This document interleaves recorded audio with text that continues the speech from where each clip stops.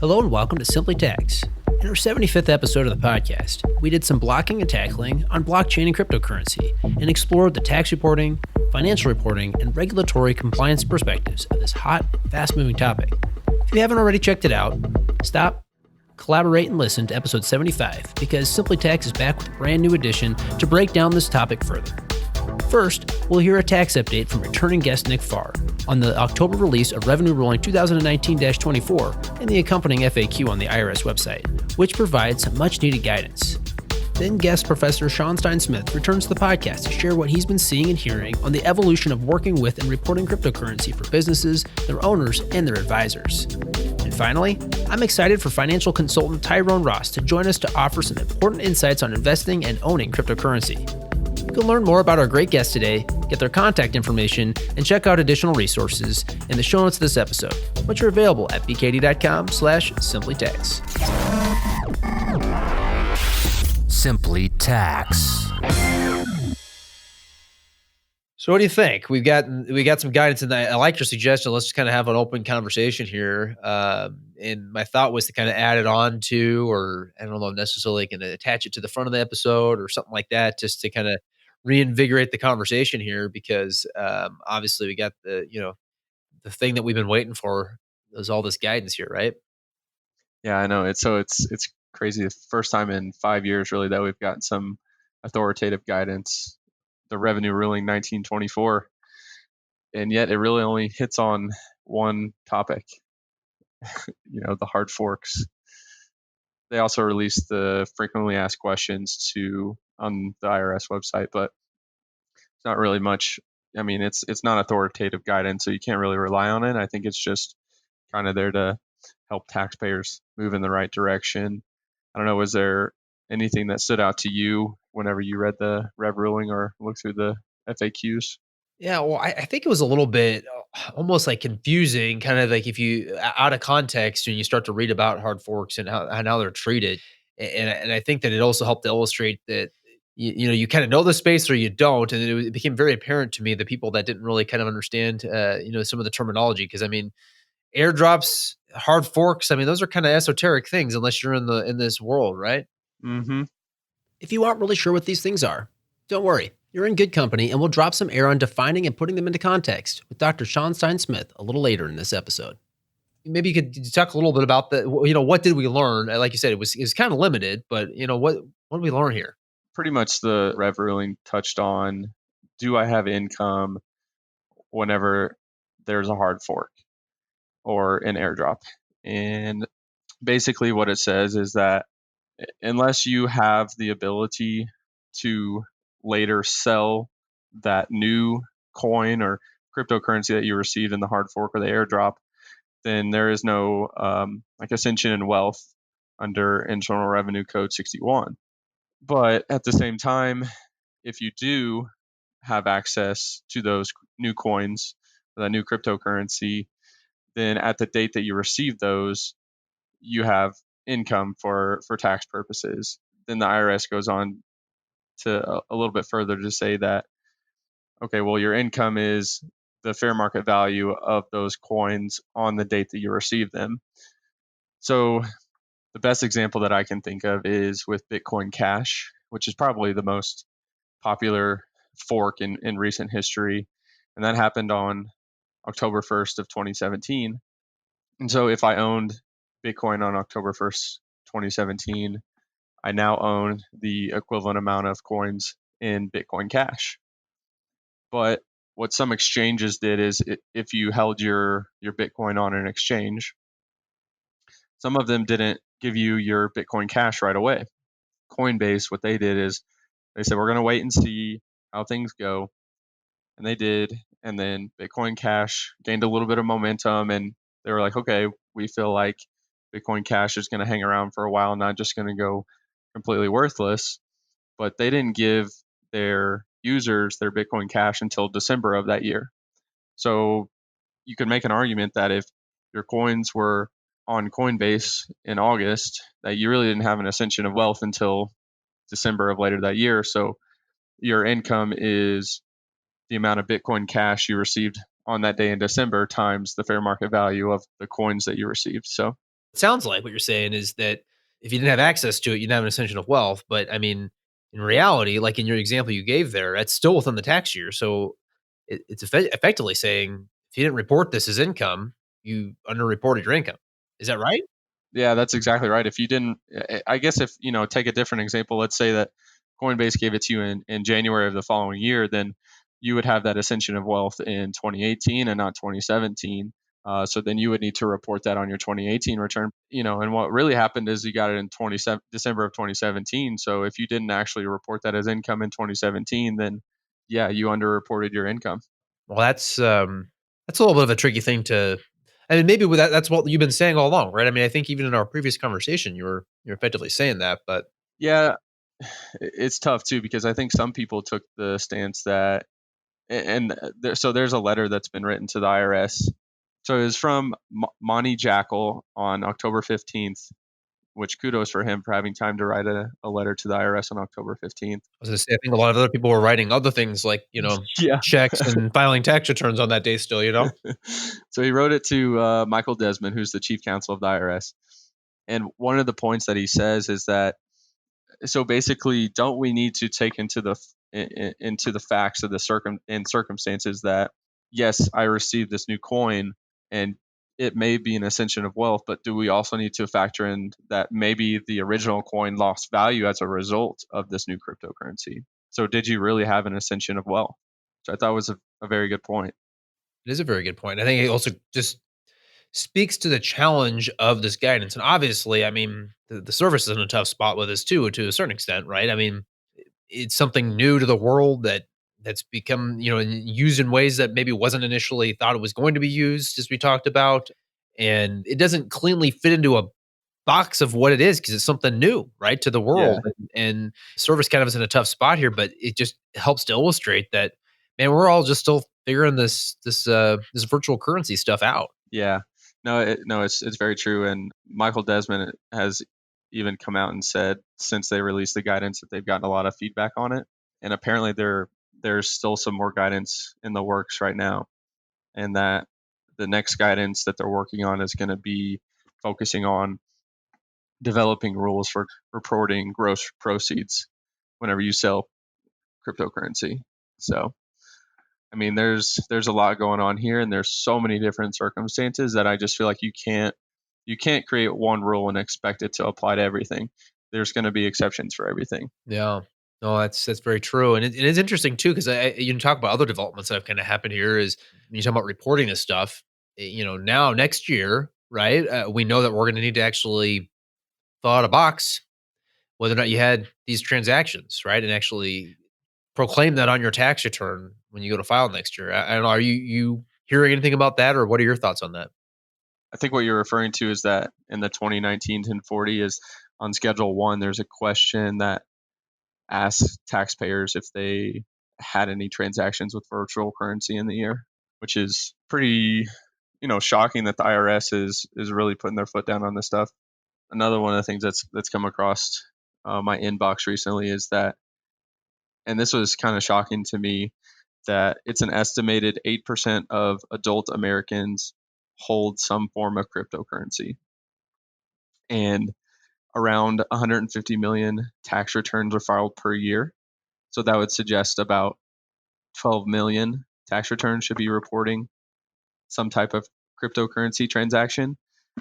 But, and this is all coming from Michael Desmond. And he goes on to later say, I can tell you that we're not seeing 12 million returns reported with virtual currency transactions. And so I think that's kind of why we're seeing this crackdown, and checking that box, having that checkbox on Schedule 1 to say, yeah, I had some transactions with virtual currency, may trigger the IRS to look more into what you're actually reporting. Yeah, definitely speaks to the problem. So, I mean, now let's just say that you're getting this guidance, you're realizing, okay, maybe I'm in that bucket. I'm in the 12 million that maybe should have, but I didn't. What do you do? I mean, if you have virtual currency transactions that went unreported in previous years, the most conservative approach is definitely going to be to go back and amend your tax returns, reach out to somebody, reach out to your trusted advisor. We can definitely help with those amended returns, and we can help you prepare going forward as well. There's a lot of softwares out there you can sign up for, and they'll help you with reporting, at least, because they'll go in and help summarize your gains and losses and those sort of things for you. I will just say, be careful, because some of them, and I've seen this in Coinbase's reports specifically, is that if you go in and you download a report of all your transactions on Coinbase, but let's say you sent cryptocurrency to a wallet off the exchange, Coinbase is going to say that that's a taxable event, even though it's really not, even though that's really just like moving money from a bank account to another bank account. So just be careful that not all your transactions are being captured if they're not a taxable event. I mean, your taxable events are going to be transferring crypto to another crypto, selling from crypto to US dollars, or paying for services with your cryptocurrency, those types of things. Just like, based off of like Twitter reactions, right? Tax Twitter reactions. There seems to be a little bit of fear out there about all of this. But to your point, kind of, just getting good advice. There's really no substitute for it, and kind of proceeding, with it, knowing what to do, right? And getting that input as to what steps you should take. Yeah, there is one more thing in this letter that I wanted to bring up for sure. So it's IRC section 7805 B8, and it states that, in effect, unless a revenue ruling states that it will not be applied retroactively, then the ruling applies retroactively. So, and that's exactly how the revenue ruling 19-24 was written. It did not state that it will not be applied retroactively. It's inclusion by omission, I guess. Mm-hmm. I guess my reaction is maybe that's not surprising, but probably a bit unsettling for those that maybe are in those, those gray areas like that one you were talking about, or even worse if they, truly didn't apply it. But I know I've had some conversations with some others though about the fact that, can they really do that? Or there maybe, and this is more of a legal argument type of a realm, right? Of the process and so forth on, the fact that the guidance wasn't out there and they're applying it retroactively. How does that work? And so it'll be interesting to see as they actually, what do they do with the information? I feel like that's gonna be the real big question: Mm-hmm. is what do you do? What do they do with this information that they're clearly looking to gather by tracking it, whether it be with chief counsel or getting people to affirmatively say yes or no on their tax returns next year? Definitely, the shoe to drop is going to be okay. So what do you do with it, or even just information that got turned over to them, right? We know they sent out all those notices over the summer. Yeah. Like what do they do with that information? Whatever you responded back with, right? I mean, it's going to be interesting to see. Yeah, no, that's a good segue. Did we talk about the 6174 and 6173 letters that they're sending out on the last podcast? We touched on it, but we didn't get real deep into it because it was kind of just happening as we were chatting together. So I don't know, maybe What are you seeing and hearing on that now that we've had a little bit of time? Because that's been that was it August? I'm trying to remember when that was. Maybe even into July. Yeah, I think they started going out in like July, but the bulk of them went out maybe in August. But no, it's crazy. So I've helped out a client with this so far, and what we did is we basically had to go back and amend three years worth of tax returns. And it's because you get into this space, and some people think, well, oh, you can't track it, it's anonymous, yada yada. Well, that's not really true, because companies like Coinbase now are starting to send out 1099Ks, which basically reports your total gross proceeds from every transaction during the year. So it basically means nothing when it comes to filing your 1040. But it's just a form that the IRS can also get a copy of and know that, okay, this is connected with your social security number. So kind of may put them on high alert to see a gain or loss from your cryptocurrency transactions on your 1040. And in the process of helping that client go back and amend 3 years worth of returns to report the gain that he misreported, I was talking to the CEO of one of those software companies that helps clients with their reporting. And basically what that software does is it takes your reports from Coinbase and Kraken and all these other exchanges and compiles it into one gain or loss report, and then it can translate that to your Schedule D or your Form 8949. But in our conversation with the CEO, I asked him, I said, so how are these letters impacting your guys' business? And he says, we're at an all-time high right now because of it. And so I think what that told me is there were a lot of people that did not report their gain or loss in the year that should have been. And so they're having to go back and amend those returns because the IRS basically says, we know that you have some form of gain or loss, but it wasn't reported. So I just thought that was super interesting. Definitely it is. Kind of seeing how this stuff comes to bear, right? Mm-hmm. So what else are you hearing out there? It's been getting notices, digesting guidance, again, some of that misinformation that's flying around. Anything else that you'd kind of comment on?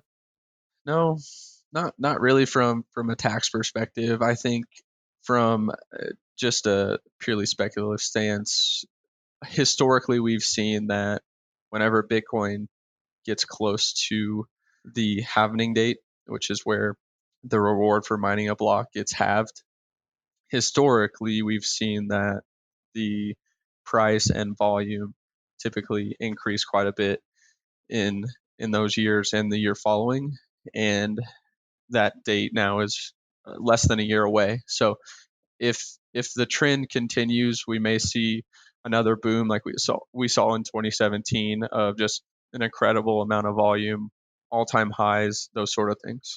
So basically, it's only going to get more noise in the system here. It's just going to kind of keep getting louder and louder. We got to kind of cut through it all. So that's why I appreciate kind of your perspective on this. Again, because I feel like there is something to be said. I was making that comment about there's like all this jargon and people confused, and it still kind of comes down to, do you understand what this stuff even is?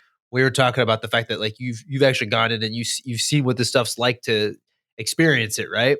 That you kind of have to do that to know what we're even talking about here, because otherwise it's just really hard to wrap your arms around it. And even with having it, it's hard to wrap your arms around it, right? I mean, it's like it doesn't really exist. What is it? I don't know. Yeah, no, I think so. Travis Webb has written a 2-part article on LinkedIn. Travis Webb is BKD's National Director of Assurance Services, and we've included a link to the article that Nick just mentioned in the show notes of this episode. And he puts it very, very well into perspective. And what he did is he just went in and bought a small amount of cryptocurrency. I think he bought Bitcoin and Ethereum and maybe one other. But what he says in there is that he learned a lot just by going in and buying a small amount. And I would more than echo that. I would say don't just go in and buy some on an exchange. I would take it a step further and learn how to send it from one wallet to another wallet or one address to another address. And that's a tax-free event. You're just essentially just exchanging it from one bank account to another, if you want to look at it like that. And just by me doing that the first time that I really got into this space, it helps me learn so much about this space and kind of the jargon that you're talking about, and the words that you need to know, the vocabulary. And even a little bit beyond that, if you want to get super deep into it, there's a lot of good podcasts out there, and YouTube videos of people that are teaching about this space. So just the best thing that I would say is don't just jump into it and be speculative that you think it's going to go up or it's going to go down. Try and learn about it, and do that by actually going in and buying some and sending it from one wallet to the next. Nice. Yeah, good advice. And I also like how you comment too that you're not necessarily adding to your tax woes by doing this either, right? Because like that's the key thing is like, oh man, you learn from it. Now you've actually got to figure out what you're going to do with it on your tax return, right? Yeah. Now when you do turn around and you say, okay, I'm tired of logging into my app every day just to see what the price is, and you go in and sell that cryptocurrency, then you will definitely have a taxable event. It's good stuff though. It's not going away. Speaking of not going away, there remain a number of questions on cryptocurrencies that, even after the latest guidance, well, just haven't gone away, and many in the tax world are asking and hoping for additional clarification soon. The IRS has expressed an intention to continue to provide guidance in this area, as Nick mentioned, and the latest priority guidance plan includes 2 items that would help. First, an item on general guidance on virtual currency. And second, guidance on information reporting on virtual currency under Internal Revenue Code Section 6045, which, among other things, provides the requirements for brokers to report gross receipts upon the sale of a security on Form 1099-B. So now that the party is jumping, with Internal Revenue Code sections kicked in and the insights pumping, let's hear from Professor Sean Stein-Smith, starting with why advisors, businesses, and their owners should even care about blockchain and cryptocurrency in the first place. I think blockchain has moved sort of out of the hype cycle, out of the headlines per se, but it is really being adopted more and more by companies and firms in all types of different industries, right? There are obviously big headline stories at Facebook, at Walmart, at JP Morgan, sort of centered around blockchain and the platforms that these firms are rolling out and almost sort of co-opting their supply chains and their networks to adopt. So even if your firm or your clients have not really heard questions linked to blockchain yet, I would emphasize the fact that those questions are going to be coming really as a result of almost a top-down sort of permeation of the platform and tool from the top firms in any industry down to those suppliers and those networks. But from a cryptocurrency, sort of crypto asset point of view, it's still kind of murky out there right now. But there are some issues out there that I believe are still proving sort of headwinds, right, to the broader adoption and broader usage of cryptocurrencies for the actual purchasing of goods and services. And I guess on the subject of blockchain as well, I like how you kind of said that it's sort of gotten past that hype phase. Cryptocurrency is an application of, but kind of what are you seeing more broadly in that area as well, kind of outside of the cryptocurrency realm, if you will? Yeah, sure. So I say blockchain, I mean, because if we all take a step back, right, and we sort of pull ourselves out of the crypto conversation, be it a tax, audit, or advisory conversation, and then analyze the broader blockchain space. I mean, there are applications for this technology in virtually every industry, be it healthcare, be it transportation, be it food safety, be it real estate, be it accounting, intellectual property. There are quite a few applications for a tool or a platform or an idea that can enable counterparties to share and to transmit data in a encrypted manner on a continuous basis. So, I mean, I would argue personally that the outlook for blockchain in and of itself is more optimistic, is brighter than the crypto outlook right now, at the very least. We were touching on this a little earlier, but obviously doing a lot of speaking, a lot of educating, writing. What have you been focusing on, especially in such a fast-moving and murky, if you will, area?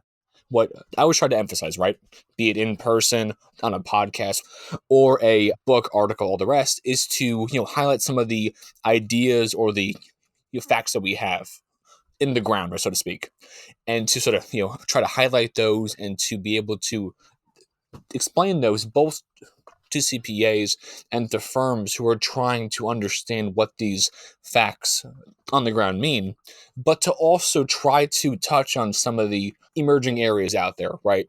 And obviously the IRS updates, the tax updates, the comments from the FTC recently have added more sort of layers to this broader conversation. But the overall approach that I try to take is to hammer on sort of those facts that we know and to touch on areas or topics or themes, headlines in the news right then. But it's awfully tough, as you indicated, to sort of keep yourself current and up to date on everything going on in the space, right? Because obviously blockchain in the broader crypto asset space has changed and evolved and has matured quite a bit, even during the last 24 months. It certainly has.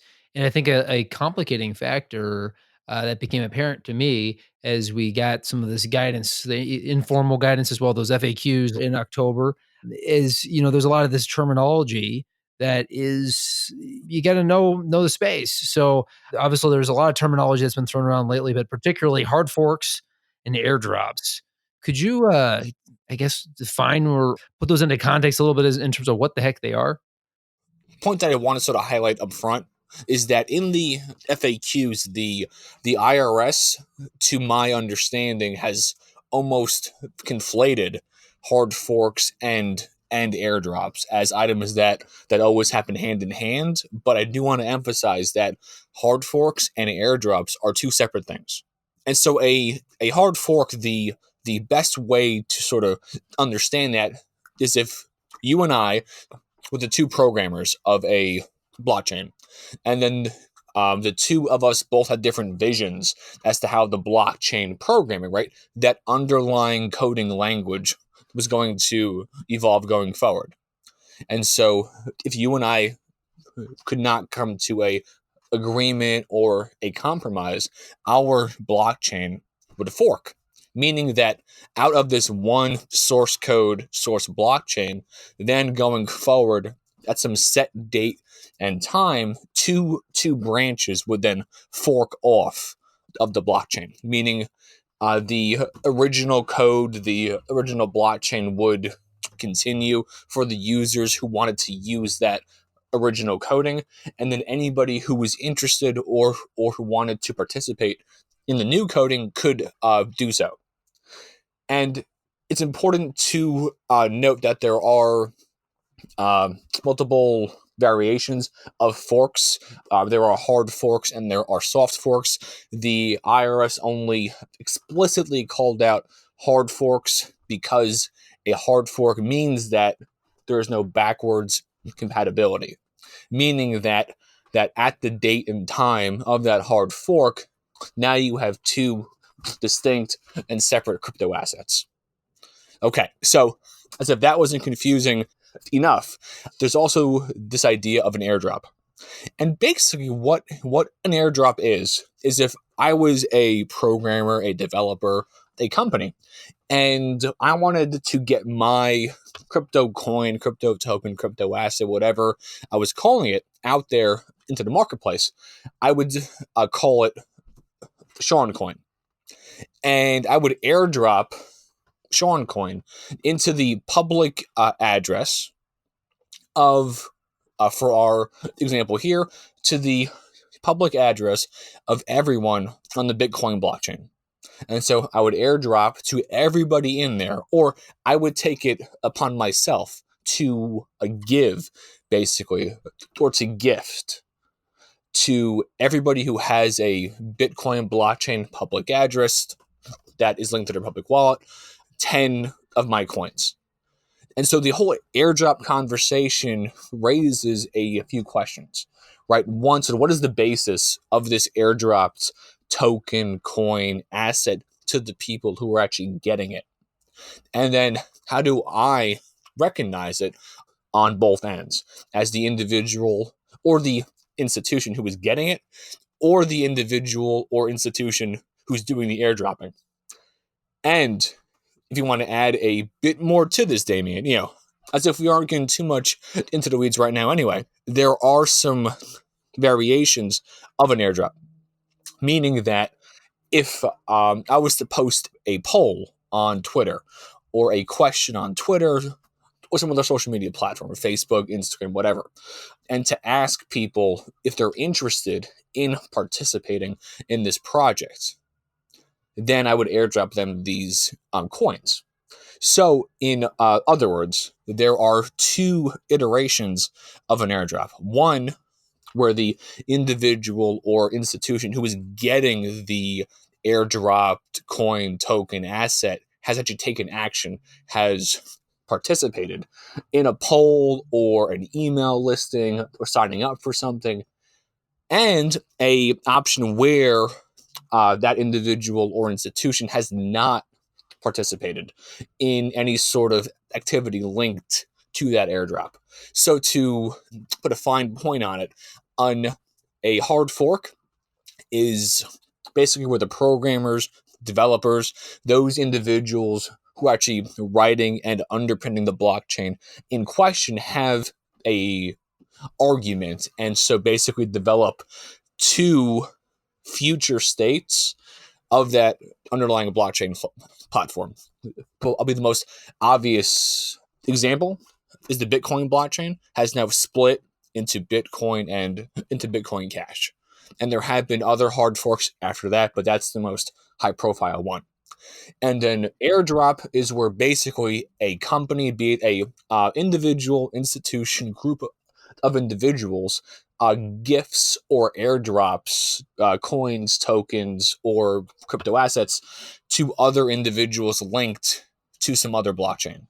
And so then the issue there from a tax point of view is sort of what's the basis, and then how to actually recognize the basis and or income implications of that airdrop from both the point of view of the folks who are getting it and the folks who are doing it.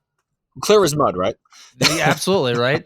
And it also helps me to realize that I sort of, I guess, dropped the proverbial fork in understanding, some of the nuances there for sure. And so you're just hearing you talk it through that actually was very helpful to me to kind of understand the difference, because you're right, that is complicated, and if you're not in it, yeah, I don't know how you can hang with that. It's awfully tough. hard to keep track. It's definitely hard to keep track. So if I had to summarize my top issues, top sort of outlook for 2020, I would say one is increased, well, hopefully, clarity, right, from a FASB or an IASB point of view as to how these different crypto assets, right, be it Bitcoin, be it Libra, be it Ripple, Paxos, any of these different crypto assets, how do we actually show them on the income statement, on the balance sheet? And so opening up that can of worms also begs the question, well, are we going to try to shoehorn these assets into existing classes, which from everything I've seen tends to be the current view, or are we going to create a new class of assets for anything linked to crypto? Point two is we need, and by we, I mean businesses, practitioners, investors, need some increased clarity as to how everything is going to unfold, both from a markets point of view and from a compliance point of view. Because a point worthy of, I think, highlighting is the fact that many of these crypto asset products are not insured or are not eligible for any type of FDIC coverage. And so, again, from a markets point of view, from actually a adoption point of view, all of those are headwinds that I feel really have to be addressed. And then the third, and I believe arguably the most important, is that there is a push and pull right now out in the blockchain, sort of crypto asset space, between the public permissionless model of blockchain that sort of kickstarted all of these conversations with Bitcoin, and more permissioned, almost centralized models like those in development at the Libra Association, JPM Coin, IBM has their own native token now, and the PBOC, the People's Bank of China, actually has launched a prototype of their own crypto yuan. And so I do think that is going to be the biggest overarching conversation going forward, right? So the which version of crypto is going to play out. And I would argue ultimately that conversation, that push and pull, is going to drive the other conversations linked to regulation, oversight, compliance, and ultimately how these crypto assets are disclosed from a financial and a tax point of view. What I would say are some issues that sort of I'm seeing percolate up to the surface, could be summarized, and obviously there are numerous issues. And if you were to ask 5 CPAs what their top 5 issues are with crypto accounting, you would probably end up with 1,000 different answers. But the top issues that I'm seeing, that I'm hearing about, and I would say it would be the first one: how do we actually get this information and these assets to work in our current ERP systems, right? Be it QuickBooks, be it Sage, be it some other platform that you are using, there is still that interoperability issue, right? Meaning, how do we pull this information off of platforms? Coinbase, Binance are the two that get the most headlines, but there are dozens of other platforms out there being used by individuals both here in the US and overseas. So how do we get these platforms to talk to each other in a consistent and a secure manner? Two, is there going to be a de minimis limit on either individuals or merchants who are being paid for goods and services in crypto, or who are paying for goods and services in crypto? Now, it was May of 2018 that the AICPA had issued a letter to the IRS asking for that floor to be set at $250. Now, I think given the overall price level and price action of the various crypto assets out there, I don't think 250 works, but I do think having a floor out there to exclude certain taxpayers from the full compliance burden is a topic that should be addressed. And then three, and I would sort of put this forward as a broader accounting, markets, tax question, is I do think that there has to be a conversation, be it a debate, dialogue, conversation, whatever you want to call it, around how these different crypto assets are going to be stabilized, right? And then actually reported to the marketplace, right? There are assets like Bitcoin, but there are also different crypto assets like the JPM coin, Paxos, Gemini, Tether obviously is covered quite a bit in the news, but I do think there has to be a comprehensive conversation with tax, financial, U.S. and international parties at the table to try to hammer out how we're actually going to be treating these assets going forward. And I know that pushing that is a tall order, obviously, but I would say that sort of having that conversation and dialogue is that biggest hurdle or the biggest headwind I see towards broader adoption and broader understanding as to what this whole space actually means. So I'm going to throw you a little bit of an off-topic curveball here. Oh, geez. All right. Here we go. We were both participants in the AICPA's Leadership Academy, which was just an awesome experience. I was recently catching up with our, and hey, same to you. Right. I mean, it's such an awesome experience and an honor to be part of it. But I was catching up with our buddy, Tim Jipping here not too long ago. Yeah. Of course.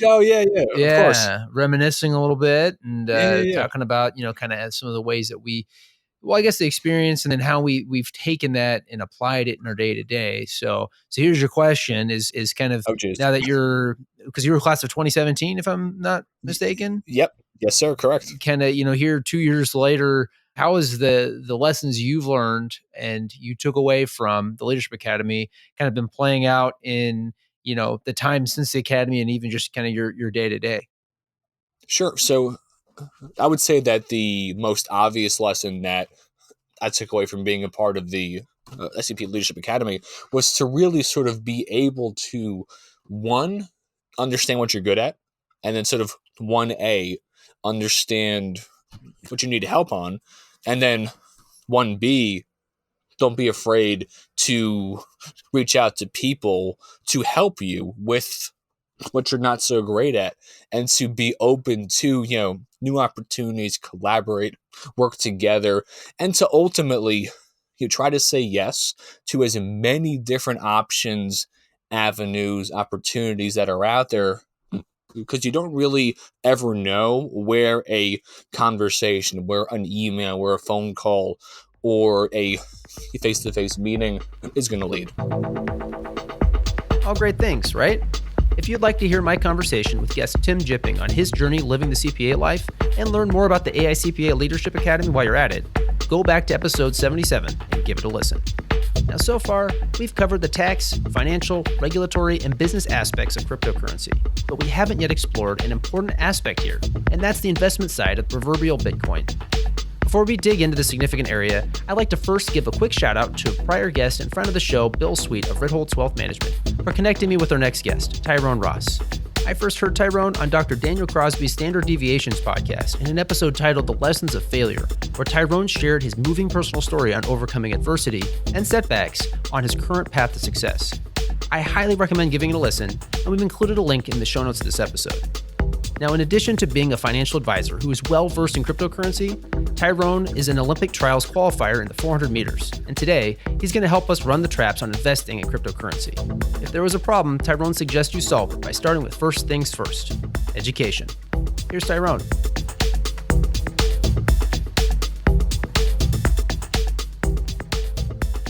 It's funny, I haven't done one of these for a while. I was doing crypto podcasts. I'm probably doing like one a week.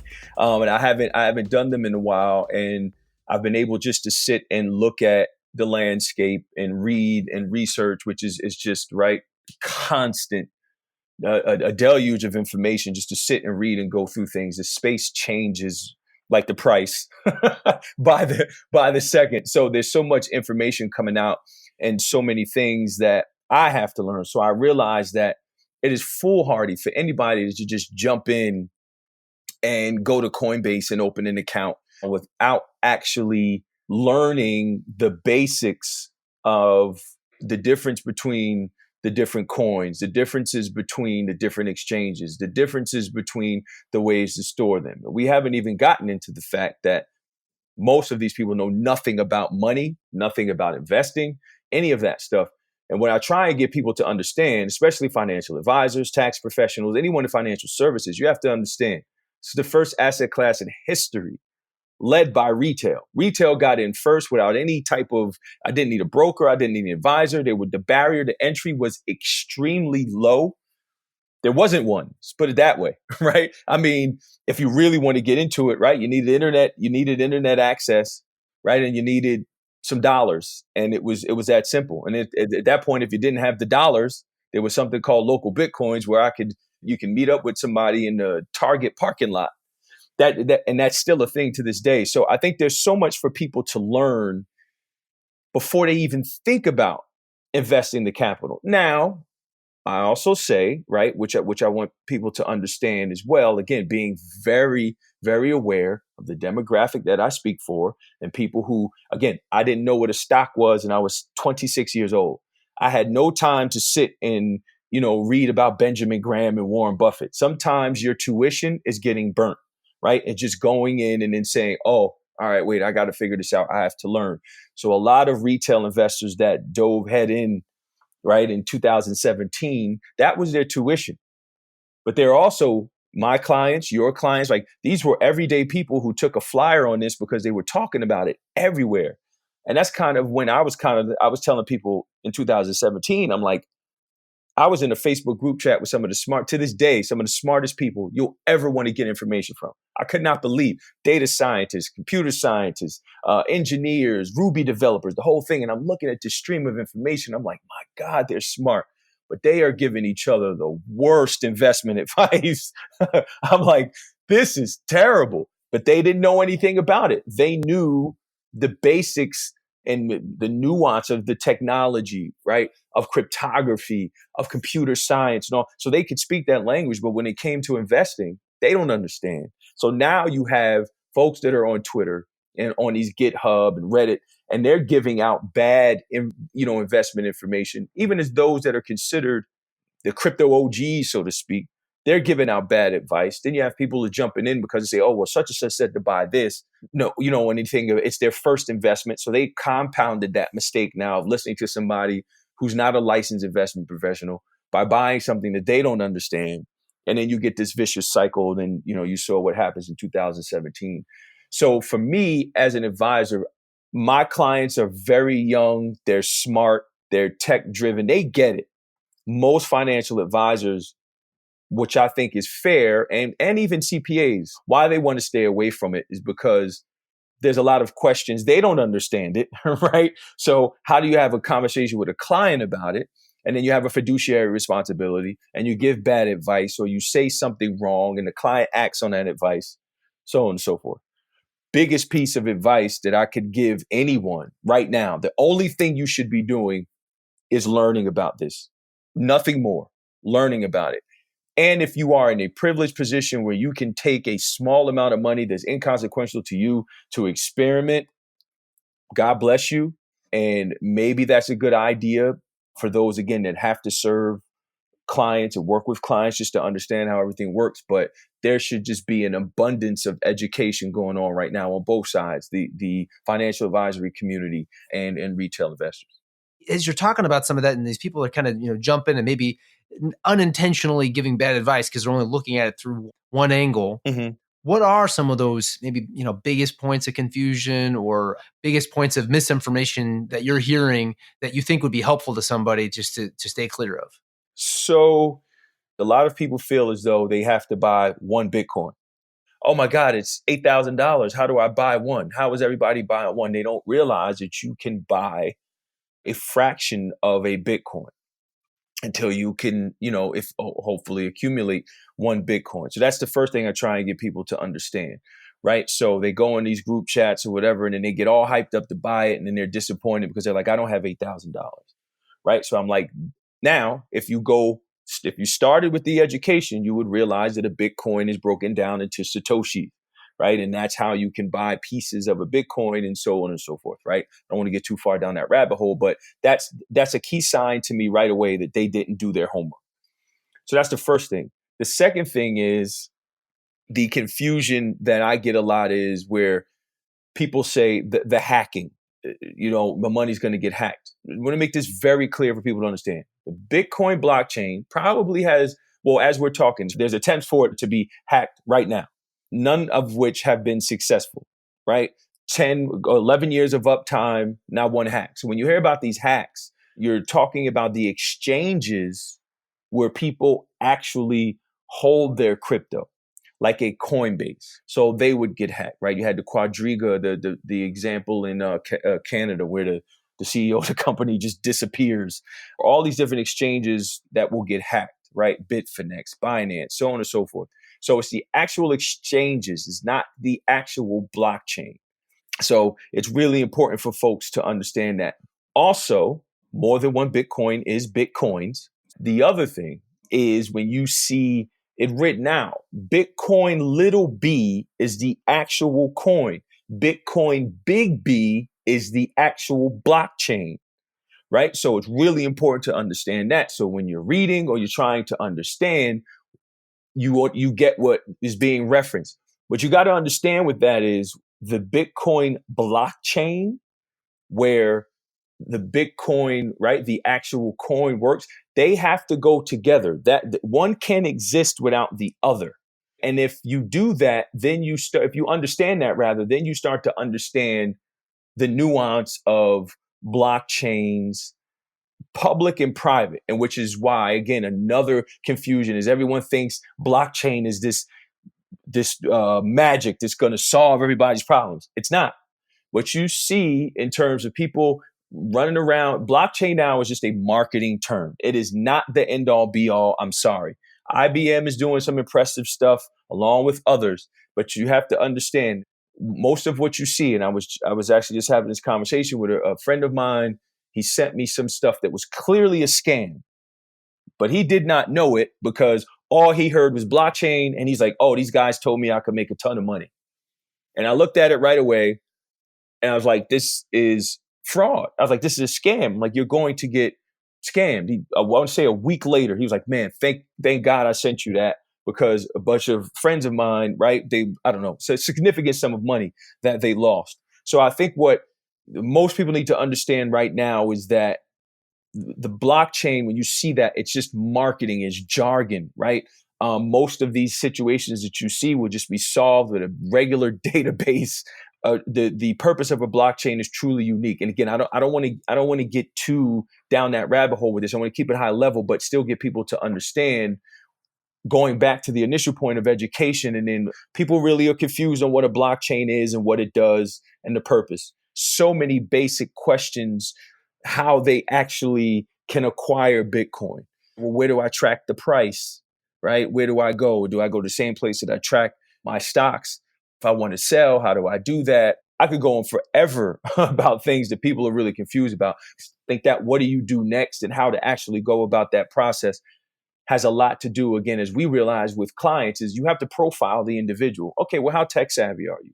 Are you familiar with the internet at all? What is your background in terms of computer science or engineering, all these other things? I didn't have that, right? So there were so many things that I had to learn, knowing the difference between a public key and a private key, which I try to explain to people is kind of like, if you want to look at it, your checking and savings or your credit card number. So your credit card number will be your public key. You know, you have your credit card and they have the numbers there on the outside. Probably still not the safest thing in the world, but 2019 and we're still doing it.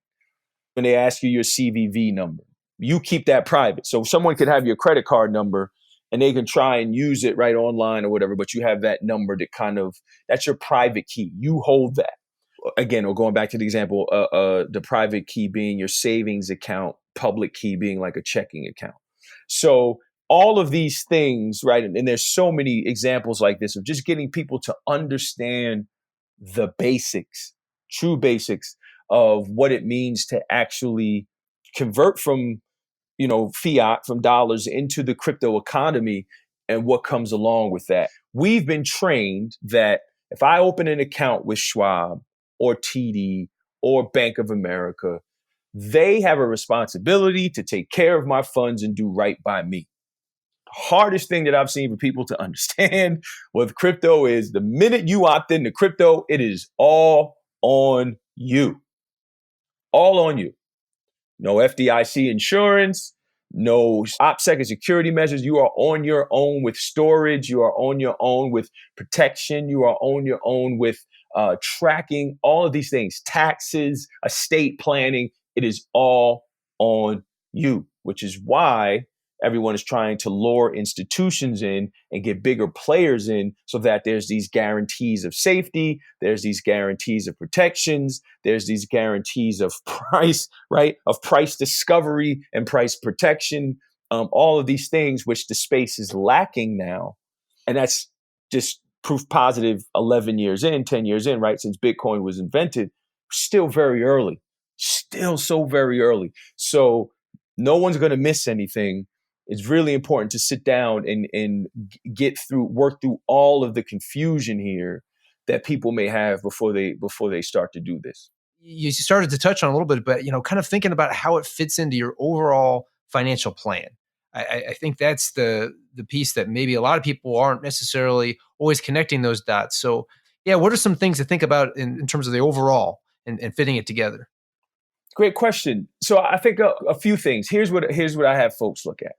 If you look at those that have made their money already and have done well in the markets, they are probably the most suitable folks to invest in this, but they don't because they're like, that's a Ponzi, right? I don't want anything to do with it. Where you have a younger cohort that are like, this is our way to prosperity. We're going all in. So I think there's a couple things to look at, right? What I try and do with clients is, I tweeted about this, and here's the issue, is that as a financial advisor, it's very hard to do comprehensive planning now and include an allocation to Bitcoin or Ether or Monero because the portfolio aggregation tools really don't allow it. The most that financial advisors use, there's some out there, but they're really expensive and most advisors aren't using those. So what I try and do is really profile the client to get to understand, okay, their age. I want to understand their risk tolerance. I want to understand how long they've been investing. I want to understand how much are you looking to put into this and why. And again, for me, a lot of times they do come to me already owning it. But when I have conversations with other advisors and their clients, these are the things that I want to know. The other thing is, okay, well, based on the amount they want to invest, then is going to determine, is this a part of some type of financial goal? Okay, well, I just had a child. I want to put $5,000 or I want to put $8,000, one Bitcoin onto a hardware wallet, put that in a safety deposit box, and that's for Jenny's college. Okay, let's work that out. Or is it, I want to take $10,000 that I just got from an inheritance, and I just want to take a flyer on this, not attached to any goal. So I've seen it all. So there are some that are attached to estate planning, that are attached to planning. Or is it a situation where you have a client that has a large position of Bitcoin as part of their portfolio, and they say, well, I don't really want to sell it to create a tremendous tax implication for myself, so I want to borrow against it. That's like drawbridge lending. There's a few lending platforms out here that allow you to do that. It's something that advisors need to be aware of. Or the client says, well, I have student loans, I have a house, I have X amount of money in Ether. I'm going to turn my Ether into DAI. I'm going to use that DAI, and I'll get into the language here that I'm using, but I'm going to convert that into dollars to pay down my student loans, or to pay it, to buy a car, or to buy my first house. These are things that are happening, which is why advisors need to understand it. And you really have to get close to the client, figure out what the need is. And then there's a situation where a young client, or just, relatively young, late 30s, done well, crypto could go to zero, doesn't affect their life whatsoever, and say, okay, well, I have a $500,000 portfolio of crypto. I'm looking to move. Should I sell some of this and, buy a new home? But I don't want to sell the alts in my portfolio, altcoins being anything that's not Bitcoin. I don't want to sell the alts, because when the alts increase in value, I want to use the alts to buy more Bitcoin. So you start to get a feel for the client's motives. Their motives is to accumulate more Bitcoin, right? So now that has to give you pause. So again, it makes this conversation very nuanced, and you got to get very robust when you're talking to people to truly understand this, because there's definitely some type of motive here. You just need to get to the root of it. Now, to be very, very clear, 90%, what I was just talking about was the 10%. 90% of what people are trying to do here is speculation, right? They just want to speculate.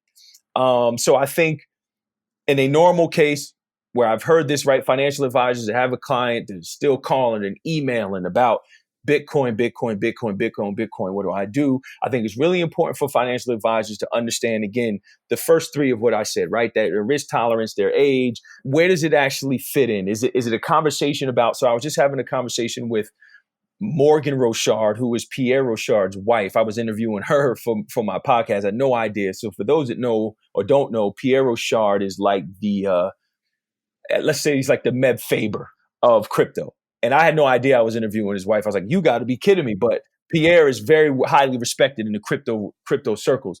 So long story short, she says, I was just having a conversation with a client, and they want to put some money into gold because they see what's going on and macroeconomically, global macro and everything else. And we had a conversation about Bitcoin. It's like, okay. Now the issue is she can't allocate on behalf of that client. So then the conversation said, okay, well, you want to put 3 to 4% in, or whatever the case may be. Here, well, how are you going to do it? So there's so many moving parts to it right now, again, which is why I think financial advisors have paused, which is why I think most people are just kind of like, wait, what are we doing here? But when you're having a conversation as an advisor, or even as a CPA, KYC, I know your client, you got to know, well, what are the motivations here? Are they just simply so well off and they're bored that they want some excitement? Are they younger and looking at this as a way to become a millionaire? Are they really tech savvy and want to use the crypto economy to get themselves out of debt and accumulate more Bitcoin?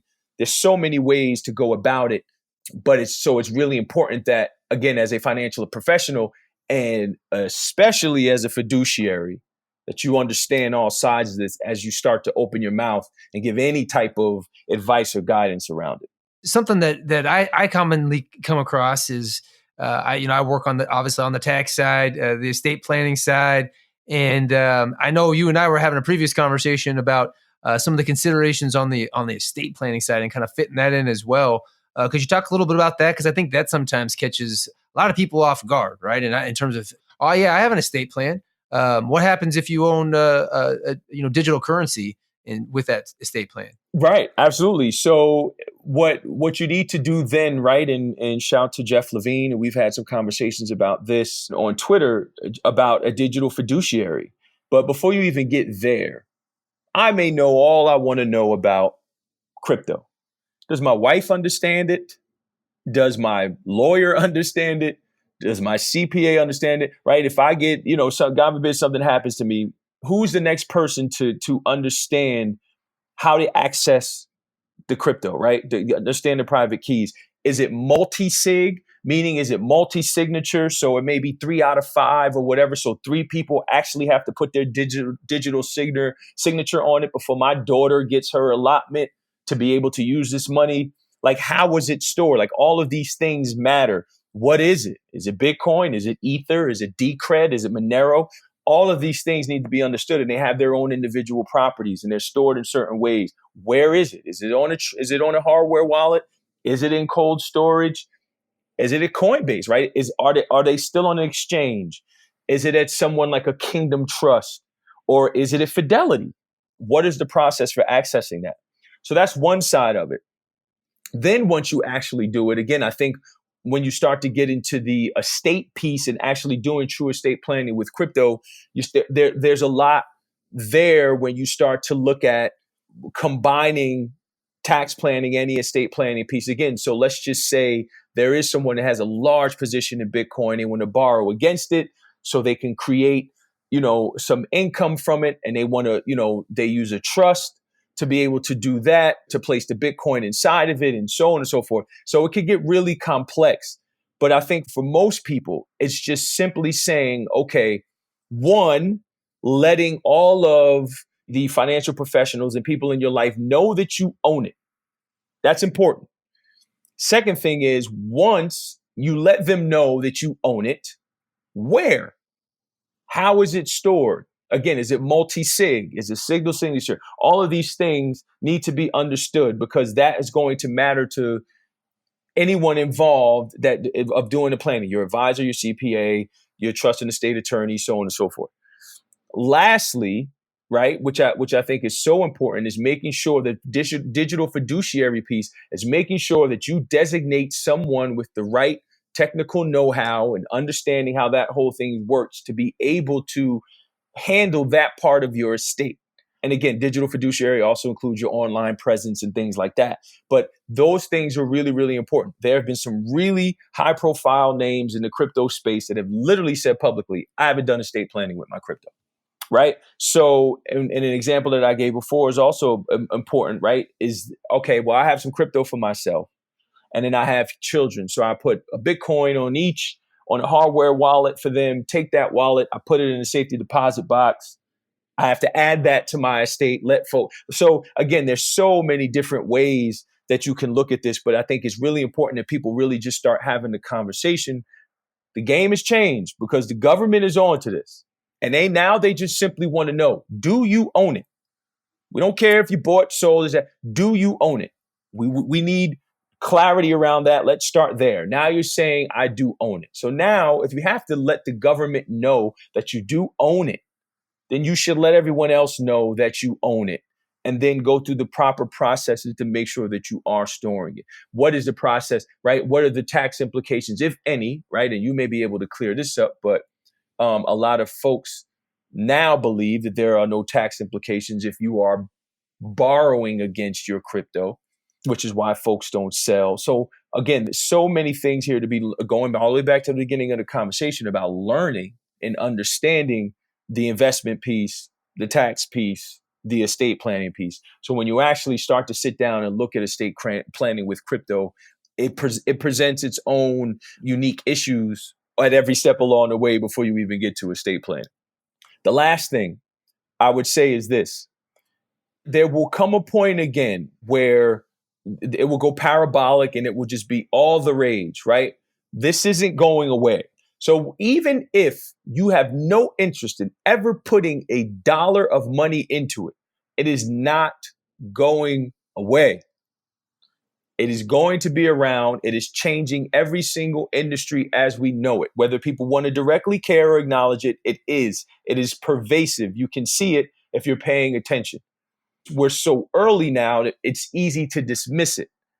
This isn't going away. So I need people to simply just understand it, right? And try to make some sense of it. Be conversant, especially if you are a financial advisor or financial professional, because this is becoming more of a thing. Last thing, demographics come into play. The youngest millennials now are in their mid-20s. Then you have, what are they calling them? Gen X now? I don't even know where we are with this. But this is something that they've grown up with. So think about it. 10, 11 years. I'm 25 now, 26, 27. I was 15, 16 when this thing was invented, and now that it's come about. So the demographic shifts here of how investing is changing, fees being zero, the ability to buy fractional shares, the financial services industry being changed forever in 2007 with the invention of the iPhone, AI, right? True blockchain technology, AR, VR, our world, and more importantly, financial services is changing. And the tools to do these things are all there. The only thing that was missing in all of this chaos was internet money. Internet money was created in 2009. It was probably created before that because there was a whole bunch of technologies that came together to create Bitcoin. But we have a money that is native to the internet now. When you think about that, that's an incredible breakthrough. And it's going to power the next generation of all that we do. And we're seeing it. Central banks are panicking. Institutions are panicking. The largest company, social media company in the world is panicking. Say, wait a second, we see the opportunity here. Let's create our own, right? Libra. People see the opportunity here of what it means for remittances, of what it means for instant settlement, what it means for self-sovereignty, what it means for, wealth generation, storage of wealth. All of these things are there. And if you pay attention, you can see how it's changing. I know that was a long-winded answer. I'm sorry. But it's really important that people understand that it's not about Bitcoin. It's not about Ether. It's not about the price. Those are distractions. What's really important here is how crypto is changing the world. Like it's like the underlying mission of it, the underlying technology of it, and the underlying possibility of it is going to be transformative. And for me, I get excited about what it's going to mean for the millions of people in this country that have been unbanked, that have been underbanked. And that's my true passion with crypto. But this is a life-changing opportunity. And I'm not talking about the capital gain opportunity. I'm talking about the opportunity for people who grew up like me in an unbanked home that had parents that went to check cashing places, that used payday loans, that went to the post office to get money orders, that had to go through the rough side of town to go pay bills, all of it. This technology is going to disrupt all of that and is going to make financial services more inclusive than it's ever been in our lifetime. It is an amazing time to see. It is an amazing time to be alive. So I think education first. And then as you start to get, some of us have tremendous privilege where we're able to invest in it and see what happens. But I think for all, no matter where you sit, education is key. And anything I can do to help folks understand, feel free to follow me or reach out. Financial advisor, CPA, college student, I'd be more than welcome to have a conversation and direct you to the proper resources to get up to speed. Well, we've once again reached the end of the chain on our conversation on blockchain and cryptocurrency. I'd like to once again thank Nik, Sean, and Tyrone for sharing their insights on the podcast today. We would simply love to hear from you to know what you thought of the episode and the podcast. Please drop us an email at simplytax@bkd.com and leave us a rating and review on Apple Podcasts or wherever you get your podcasts. Ratings and reviews go a long way in helping others discover us. If you haven't already, I'd also really enjoy connecting with you on social media. You can find me out on Twitter, where I tweet about tax at Damien Martin CPA, on Instagram, where I post about my life at the intersection of tax and being a dad at TaxDad, on YouTube by subscribing to our Simply Tax YouTube channel, and out on LinkedIn. I'm Damien Martin, and thank you for listening. The information contained in this episode of Simply Tax is based on data available as of the date of its release. BKD is under no obligation to update this information if changes occur. Applying this information to your specific situation requires careful consideration of all facts and circumstances. Any information provided is not to be considered as tax, legal, or financial advice. Please consult your tax advisor before acting on any matters covered.